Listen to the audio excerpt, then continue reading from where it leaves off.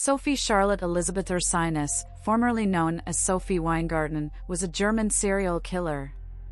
She was accused of poisoning her husband, aunt, and lover, and was even suspected of attempting to poison her servant. The chilling nature of her crimes captured public attention, leading to a pivotal trial that ultimately resulted in the development of a method to identify cases of arsenic poisoning. Sophie Weingarten entered the world in Glatz, now Klodzko, a city in Lower Silesia, Prussia. Her father served as the secretary of the Austrian legation.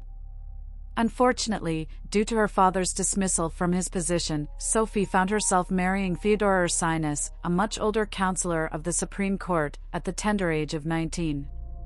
Together, they resided in Stendal until 1792, after which they moved to Berlin. Tragically, Privy Councillor Ursinus passed away in Berlin on September 11, 1800, just a day after commemorating his birthday.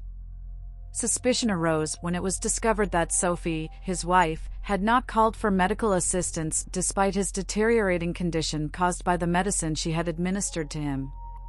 During her marriage, Sophie engaged in an extramarital relationship with a Dutch officer named Rogi, potentially with her elderly husband's consent.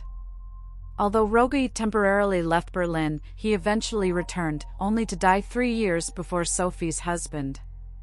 At that time, his death was attributed to tuberculosis. However, it later came to light that Sophie Ursinus had acquired a quantity of arsenic shortly before his demise. Another significant event occurred on January 24, 1801, when Sophie's aunt, Christiane Witt, fell seriously ill and passed away in Charlottenburg. To everyone's surprise, Sophie inherited a substantial fortune from her aunt's estate.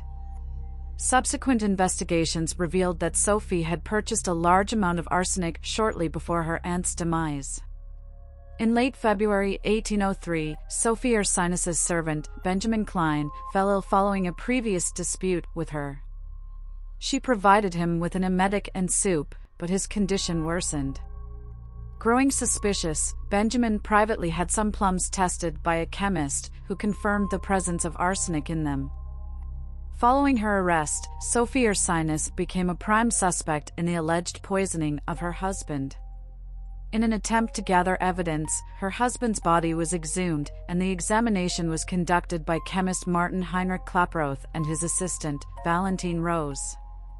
Despite their inability to definitively confirm arsenic poisoning, the overall state of the bodily organs and the presence of convulsive contractions in the limbs raised suspicions. Sophie was then charged with the murder of her aunt, whose body was also exhumed. In this case, the examiners concluded without a doubt that the aunt had indeed been poisoned with arsenic, implicating Sophie Ursinus as the perpetrator. The murder trial reached its conclusion on September 12, 1803. Sophie Ursinus vehemently contested every aspect, hoping to save her life and reputation. However, she was ultimately found guilty of her aunt's murder and the attempted murder of her servant. The sentence handed down was life imprisonment.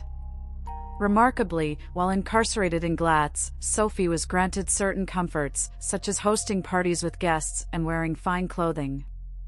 After 3 decades behind bars, she received a pardon in 1833 and resumed her position within the upper-class society of Glatz until her passing in 1836. Valentine Rose's significant contribution to proving the victims had been poisoned highlighted the insufficiency of relying solely on doctors' observations at the time of death.